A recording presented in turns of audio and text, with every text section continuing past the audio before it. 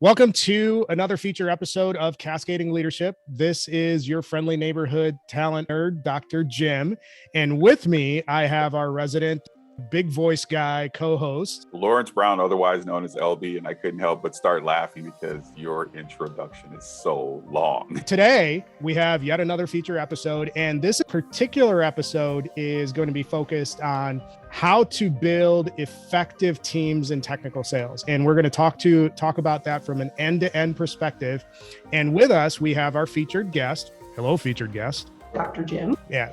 We've known each other for very long. You don't need to call me that. I had to do it once. LB, did Jim tell you that we were in freshman math together? No. Yes, I have known Jim since he was 14 years old. Wow. Actually, I turned 13 when I was a freshman. So I was like a good little Indian. I was ahead of most of my peers that were native born. So there's that. But point of fact, I was probably the only Indian that was terrible at math at that entire school. Oh, so it wasn't math class. You were in lunch. It was lunch. I think you sat with our crowd at lunch. Oh, yeah. I'm exceptionally good at eating. Tell us a little bit about. I have been in technical sales for going on 25 years now. I have a Bachelor of Science in Chemistry and a Master's in Business from Marquette. My bachelor's is from Southern Illinois University at Carbondale. And I have worked for a variety of the major scientific companies over the years, as well as a couple of startups.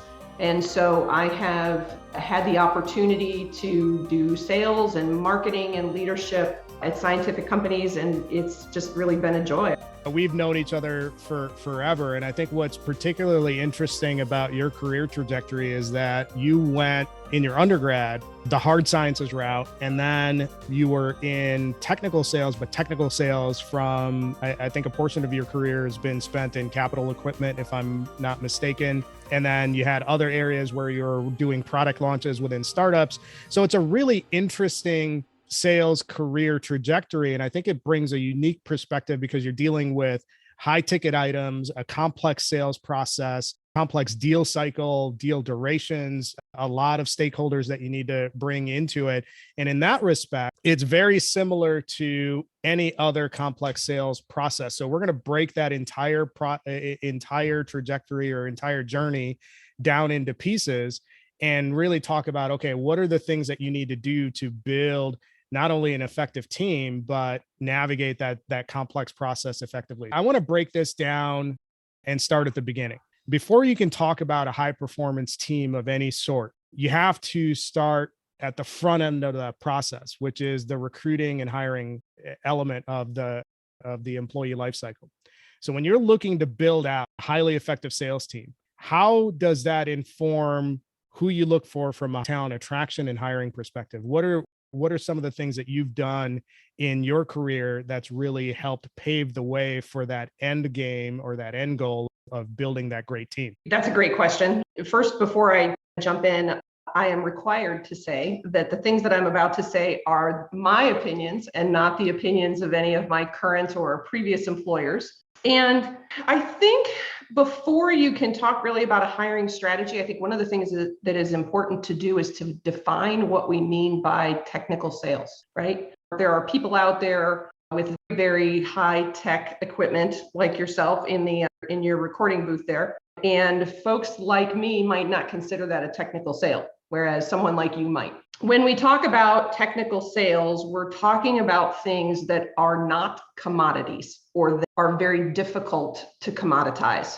So you are almost never going to start a conversation about price. And so you have to have people that can really articulate the value of a product as opposed to features, the things it can do. And we're very often talking about roles that require some kind of a STEM background, or we're talking about technology that is highly precise and that often requires some kind of an advanced or scientific degree in order to have a real conversation about it or in order to operate it, right? So when I hire people, I have a formula. I've been doing this a long time now. I've been managing people for almost 15 years, and I have a formula, and it works. It's worked very well for me. We always start out with a degree in a scientific or a technical field. And I don't care how long you've worked for a pharmaceutical company. I don't care how long you've worked in diagnostic sales. I don't care if you've sold to doctors before. If you do not have a science degree, you will not be able to sell what I sell. And so first and foremost, whatever the company is that you're working for, an advanced, at a minimum, a bachelor's degree in the field that touches that technology. In my world, that's chemistry, biochemistry, and so some kind of a 4-year degree. I've seen people be successful with food science degrees, those sorts of things, because they do a lot of chemistry. But that's the first thing. And it actually whittles down the pool pretty quickly. And then you have to have people that want to be salespeople or want to work on the business side of things. The number of people who get a 4-year degree in science and then decide they want to work on the business side is a relatively small pool. And then in that group of people, you need someone who can articulate complex technologies in a simple way. And there's a reason for that. And the reason is that you can have a scientist that wants to buy a tool. They don't know how to use the tool. They know their science, and you as the seller know your science. And then you have to be able to relate the two so that the customer can make a decision about that technology. So now you have to have somebody that can explain complex technology in simple terms to someone else who also is very smart and may in fact have a PhD and may in fact have an MD PhD. And if you think PhDs are impressed with their degrees, you should meet an MD PhD. How do I get experience? What am I looking for, right? If I'm working for one of the bigger companies, I'm putting it out there. I want 2 to 5 years of capital sales experience or scientific sales experience plus 2 to 5 years on the bench. And when you start to put all that together, you wind up with maybe 4 candidates, maybe. And right now it's really hard to find those candidates. It's rough to hire high quality folks right now with all of the requirements that we have. So if I can't find that, what I'm looking for is someone with a science degree that worked retail in high school or college rather than did undergraduate research, because retail pays better. So it pays better. So you got somebody who probably had to pay for themselves to go to college, so they hustle. And they made a decision to be greedy as opposed to scientific, right? So they're already not thinking, I'm going to be a scientist for the rest of my life, right? That's what I look for. With a brand spanking new salesperson, I'm looking for a 4-year degree in science and something customer facing. Your situation is a little bit unique because of the space that you're in. But if we expand that out a little bit and we're talking about technical sales, it could be software, it could be infrastructure, hardware, it could be anything that involves a multiple stakeholder landscape, a high ticket item that requires multiple people involved in the decision-making process, and you're looking to hire there. When you look at broadening the pool of available candidates, because I'm sure those other spaces have their own constraints in terms of the candidate pool. You were hinting at some of their grow your own strategies, but what are some of the other things that can be done to expand that potential pool of candidates or options? That's a great question. And I'm not sure the best way to answer that. If you're talking about a space that is more on the enterprise software side of things, which is actually something that we deal with in our space, we do actually sell enterprise software, then certainly you're going to be looking for, you could certainly expand the list of educational background, but you would very likely still be looking for something concrete in their resume that indicates that they have the ability to talk about something technical, the ability to bring together large groups of people. I would imagine, I'm not sure, Jim, I've not, outside of my space. Cary, I think it's interesting because what you had mentioned to Jim's question, I think was one of those examples of how you do augment, right? So you were saying, for example, the whole idea and notion of someone that may have a science background, but you're also recognizing the sales. And what I've heard from other companies is that you cultivate the talent, right? Mm-hmm. And so I don't know if your cycle allows for that, but I have heard that companies are doing that. So basically, they're building relationships with schools or trades that could create opportunities to bring people into the sales environment that could potentially be successful. And then they are exercising like assessments to see if there's a capacity for them to. I know that there's one that someone has shared with me recently that it's an app called Rainmaker. And so it identifies for students the ability to go out and they will test their sales ability. And what happens is that like their score will go up.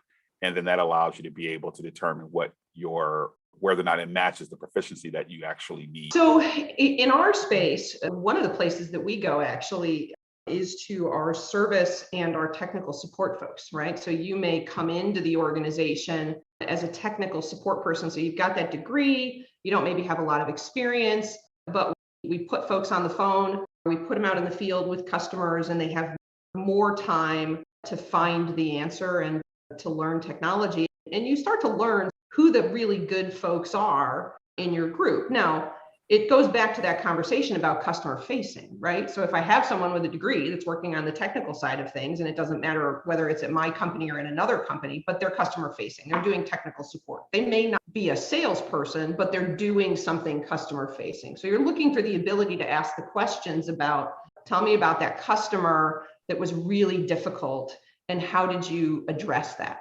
So if they don't have that sales experience, anything customer facing with the degree is what you're going to be looking for. That leads me to another question or observation. How do you vet out for curiosity, problem solving, and that sort of capability in a customer facing sense through the interview process? It sounds like that's like central to sales success. So what are some of the things that you've done to fish that out in the interview and selection process to see if this person has the wiring to engage at that level? That's a great question. So it's interesting.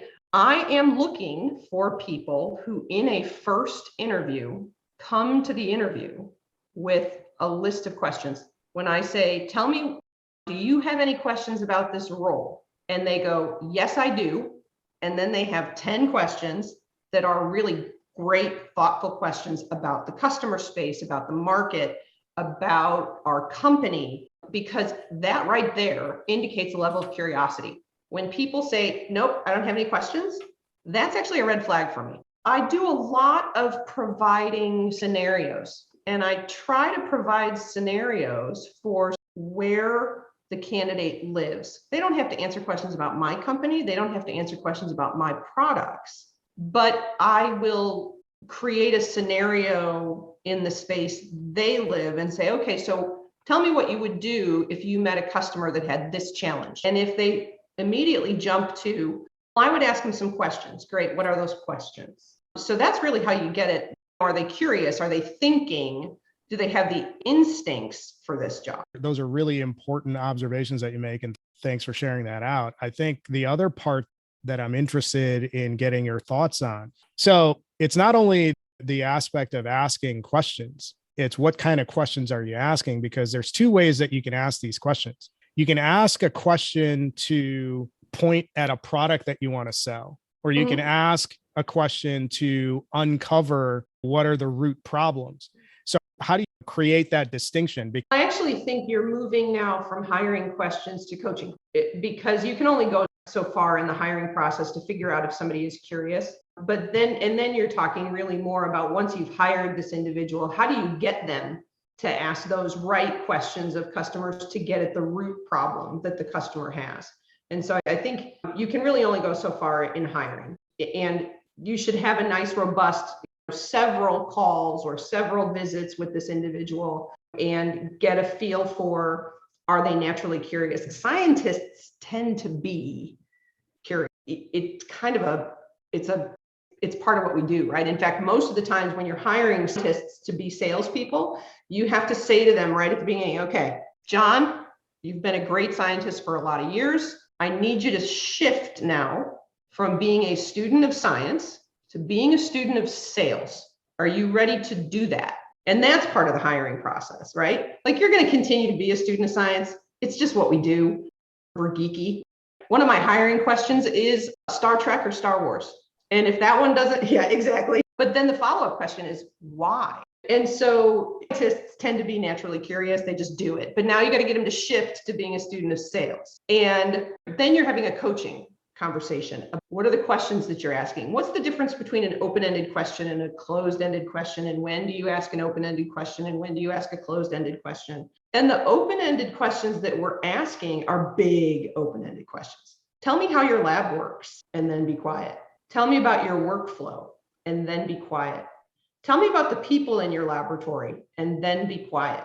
I really feel like that is, once you've identified a high potential candidate and brought them into the organization, that's a shift now to coaching. Because when you have someone who's not sold before, now you're talking about what's the next step. You know what? I had a really interesting candidate just last week, and he has a PhD in biochemistry, and he wants to go into sales. And he worked as a produce manager when he was in college to put himself through college.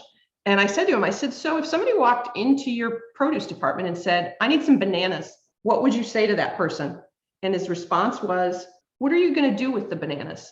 Which to me was just great instincts, right? He didn't just walk her over to the bananas and go, here are the bananas. He didn't assume that she was just going to eat them. Like, are you going to put them in a salad? Are you going to dry them? Are you going to bake with them? What are you going to do? So his response was, what are you going to do with them? And that right there, great instincts.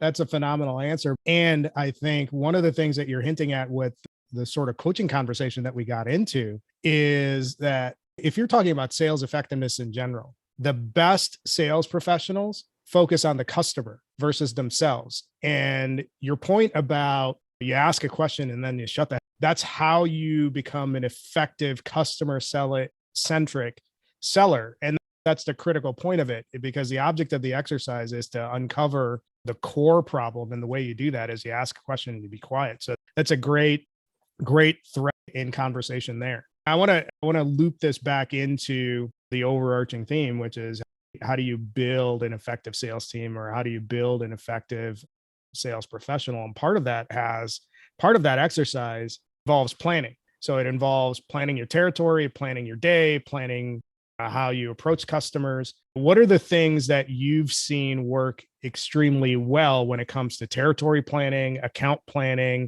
sales planning, if the intent is to build this high-performing team? Every salesperson, if you're going to keep salespeople motivated, they have to have enough room to run. They have to have enough high-quality customers or high-quality potential in their space in order to be successful. I've seen again and again in different organizations where the organization knew that they needed to carve out another territory, but at risk of offending the one sales rep, that God forbid they should lose this one sales rep, and if I take this one account, they'll quit. Or carving out target markets where you leave a territory intact except for 3 or 4 accounts that are even right across the street from the sales rep that worked there. I think that when you are planning a territory, or when you're planning territories or creating new territories, that you have to look at the good of the whole as opposed to the good of the individual. Going back to the conversation we were having before we started the podcast, that conversation about focusing too much on individuals, that one individual who's the super high potential sales rep that sells all the time, but is impossible to work with and makes everyone around him miserable. Or that individual who's been with the organization for 28 years and has tenure. I think there is always fear on the part of leadership to be careful not to offend the wrong people. So I think it's critical when you're building territories that you use some really good metrics, and not just internal metrics, not just where you've been able to grow up to this point, but external information provided by companies that are the standards, Dun & Bradstreet, where you're able to use SIC codes or NAICS codes to determine where the business is that you're missing, and then building territories that have the potential to grow around there. So salespeople have to have somewhere to run, or they're going to leave. So that would be something to consider. As far as planning territories or coaching reps on how to manage a territory, is that kind of one of the things you're looking at? I think first and foremost, you're coaching reps to have the right goals. My experience is that you have 2 kinds of managers and 2 kinds of sales leaders. You have those individuals who focus on the bottom of the funnel, the what's coming in tomorrow, what's coming in next week, what's coming in this month and this quarter. And that's important, right? But then there's also the what's going into the funnel. And that's actually more important, right? The building the funnel and prioritizing building your funnel as opposed to emptying your funnel. And so the goals should be around the number of opportunities required. In capital equipment, you have to have somewhere in the order of 4 to 10 opportunities to sell a single system, right? And then you have to understand your buying cycle. If you're talking about something that's $1 million piece of technical equipment, that's a year and a half in the planning, right? So you can bring on a new salesperson in a new territory and know that individual might not really start selling stuff for as much as 9 months. And how do you plan for that? And how do you set expectations with leaders to say, look, I'm going to hire this guy in this expansion territory or this woman in this expansion territory, and she's not going to sell anything for 9 months, and I'm going to need you to be patient. But then the goals of that individual have to be around opportunity creation. Is it 2 opportunities a week? Is it 3 opportunities a week? And where are you going to go to find those opportunities? And now you're talking about geographic versus market. Where's the growth going to be? And coaching individuals on where they should be spending their time to find opportunities to sell, because then the sales they'll happen. As I was listening to what you were saying, you touched on a couple of things that lead into the next series of questions. But when you were talking about the Dun & Bradstreet and Nate as elements, right, to identifying and developing a territory, how much of that does competitive analysis also play into that? Depending on the market space that you're in, I think that it's critical that you're using independent market research. Scientists and technical folks are prone to confirmation bias, if not more so, because they believe in what they do. I would say that, and they often think and sometimes they even are, the smartest person in the room. It is critical that you use independent market research to understand where the business could be. And we use a variety of different market research firms that tend to be to our space, and then some that are more broad. But then you have to work with your product groups to determine where your product is actually going to benefit a scientist. You can't just throw things against the wall and hope that something sticks. Strategy is critical from a marketing perspective. Where are we going to sell? And then what are the things and what is our right to win? And then what are we going to do to support not just our salespeople in selling, but then after the fact, our customers once they've purchased it. If you buy a vehicle from any of the major vendors, and then you can't get parts and you can't get them fixed such that you can't operate your vehicle, you're done. Your customers are never going to come back to you. It's absolutely the same thing in our space. So what is your plan for penetrating and then supporting that market? And so really knowing your business at a high level is critical. But as you're going through that process, that is going to help you to really define who your customers are and where they are so that you can build those robust territories. That's a great segue into my next question was around, so you touched on leadership, you touched on the customer, you touched on your salespeople, right? So those are some of the key stakeholders, right, that are a part of your ecosystem. And when you were talking about, this is what made me ask this question. So you were talking about, so you have a sales cycle that could be a year and a half. You have someone that's new, that it's probably going to be 9 months before they're selling. And talk a little bit about how you engage stakeholders to ensure that you are helping to drive a successful sales team. Internally or externally? I think actually there's a little bit of both that you touched on. So whichever you think are the most important elements, because you're the expert. And so we're looking to pick your brain. Okay. So the stakeholders within an organization, particularly in our space, and I'm sure it's this way in other industries as well, sales, marketing, service, the technical support folks. We often have specialists who are customer-facing specialists that go out and maybe do demonstrations or work to develop applications after instruments are sold, answer questions for customers that are more technical. So our salespeople can focus on finding the next lead Someone else does the scientific explanation in depth. And every company manages those teams differently. Sometimes you will have those specialists and service and sales all reporting up to a single general manager. Sometimes you'll have field marketing people that are on those same teams. Sometimes all four of those teams will report to completely different people. And then you're getting into sort of really highly matrixed organizations. Breaking down silos is critical.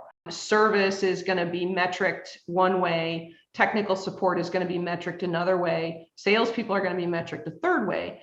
And if those metrics are not in alignment, you create silos within your own organization, and customers will see that, and your customer service will suffer because of it. And yeah, that's a big one, right? Is congruent goals and outcomes. And you're right. I think people see it right away. And I think that a lot of that has to do with what you mentioned earlier as well, which is another excellent call out, is that confirmation bias, right? We all believe what we believe and we're going to go for it. And sometimes not having the ability to see the bigger picture. And I think that it's a great call out, because as you're talking about building that ecosystem as a sales manager, right? I think it's very insightful to be able to, you're seeing all of that. And that's an important call out. You know what? I've had the benefit of actually, after I finished my MBA, I took a role actually in a field marketing organization, and I did marketing for a couple of years.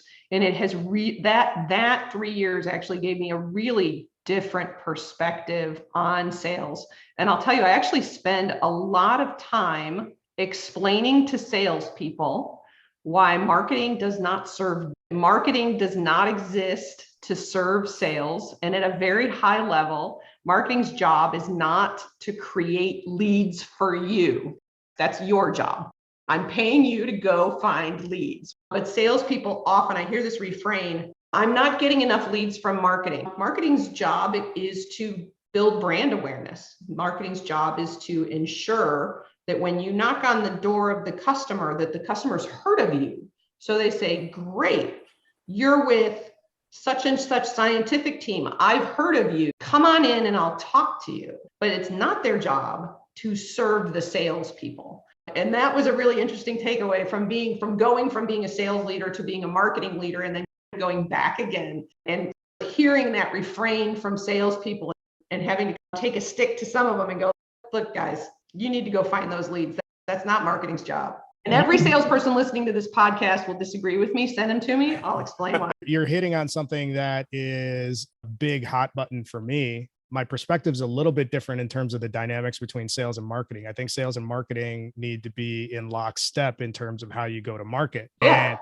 And I agree with your point. Marketing's job isn't to serve sales. In my view, marketing's role is the voice of the customer that engages the sales team's curiosity to go back to the customer and engage with them in a conversation.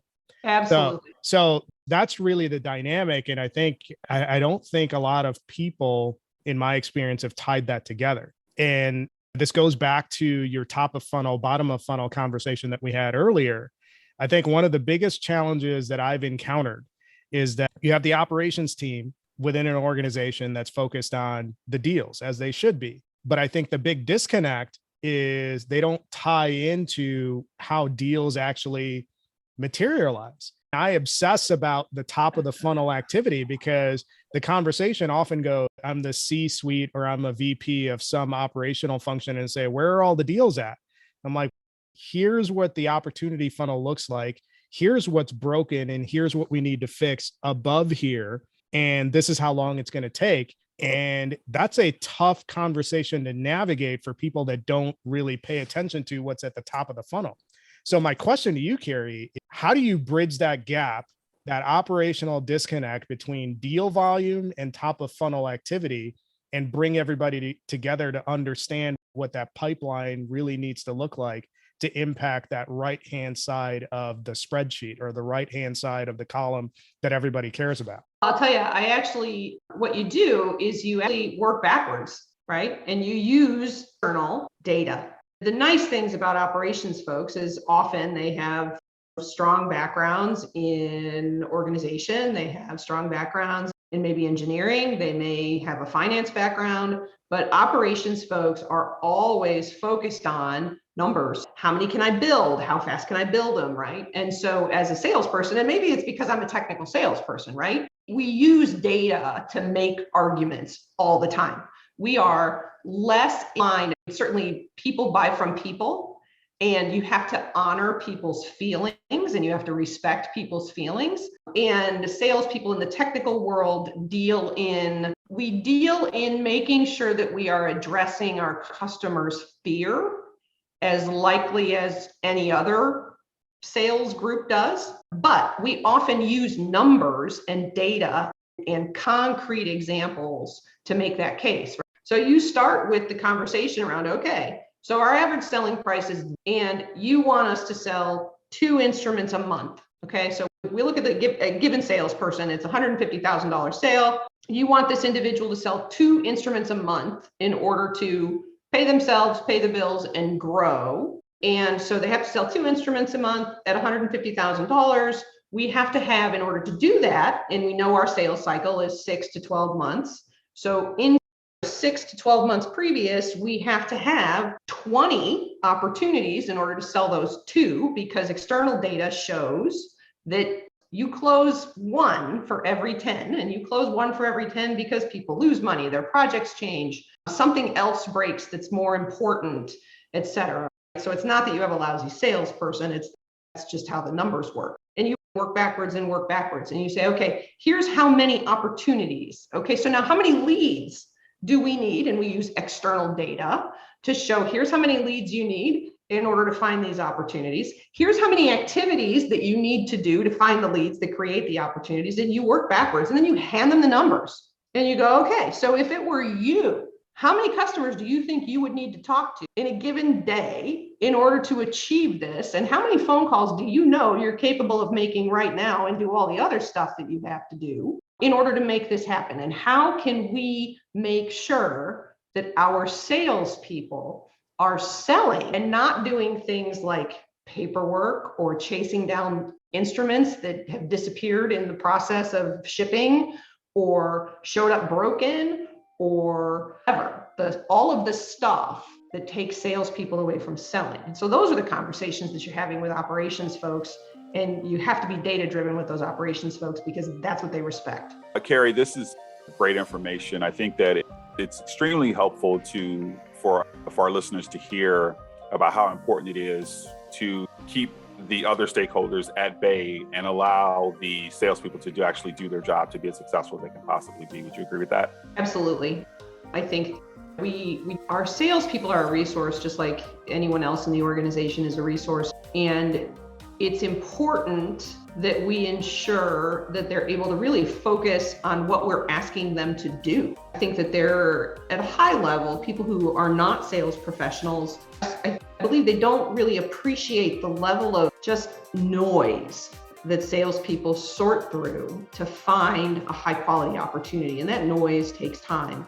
And anytime you're asking salespeople to keep track of invoices or follow up on collections things or go in and just do a quick demo or go in and do a quick repair. Some of our folks are really technical and they can actually do their own repairs. And you have to prevent those people from doing those things because they'll do it in the service of the customer and in the service of all of the really good things. But instead of selling, they're doing service. Absolutely. And you want them doing what they're really hired to do and where they add the most value to the organization. And I think that you cover some very important elements that we'll be talking about in the second session with you as we continue the masterclass. And of course, everyone will be able to hear this upcoming information on all of their favorite podcast platforms. And we look forward to them catching us on the next episode of Cascading Leadership. Cary, thanks for joining us.